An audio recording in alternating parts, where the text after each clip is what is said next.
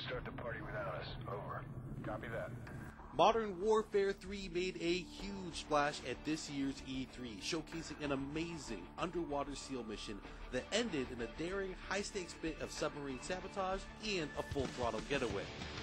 We spoke with Robert Bowling from Infinity Ward and Glenn Schofield from Sledgehammer Games to find out what fans can expect from Modern Warfare 3. And we asked what it was like to bring the talents of Infinity Ward and Sledgehammer Games together to create the game. In the beginning, there was a little bit of a competition, and that competition was healthy. But we worked together on story. We came together on what tools to make, and now you're talking about two really strong engineering teams, two strong art teams, and storytelling teams. And when you put the two of them together, and they get along, I mean, you're only going to get something that bubbles up that's even better. Teaming up with Sledgehammer, they had their personality coming in that really complemented what we were doing already in the Modern Warfare franchise, And then it's great to see eye to eye on certain things that are just core design philosophies, like maintaining that 60 frames per second, because that is what builds Call of Duty cinematic moments.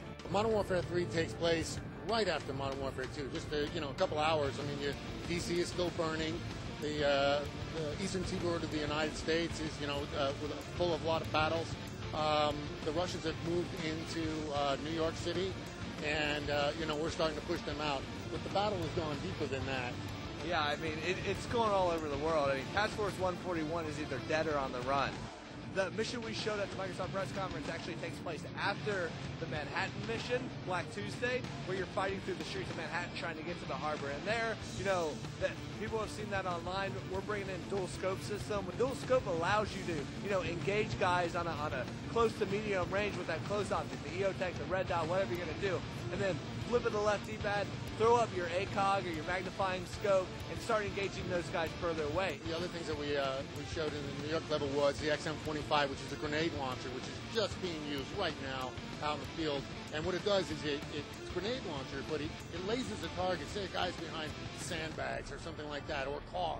And it lasers at that target, you aim above it, it calculates how far, and then shoots a meter above it, and then down. So the grenade just devastates anything that's below it.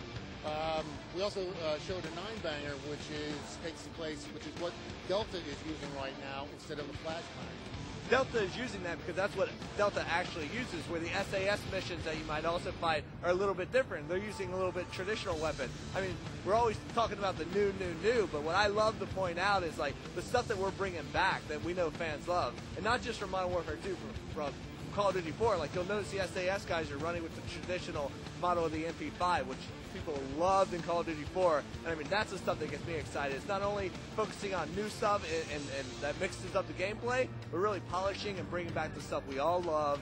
And that you get attached to your gun in Call of Duty. You love very specific models. We introduced Spec Ops in Modern Warfare 2 as this awesome co-op mode, a guy and his friend, a dad and his son, sit on the couch, just really enjoy the game outside the story. In Modern Warfare 3, we're blowing it out. We have those traditional mission modes, but then we're bringing in an all-new survival mode, which is endless waves of increasingly more difficult enemies.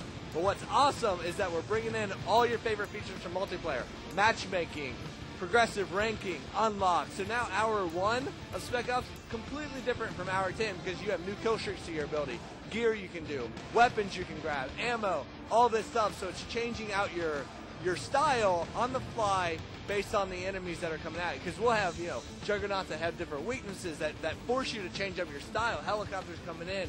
It's an onslaught of enemies that is constantly keeping you on the run. I mean, this is an adrenaline mode.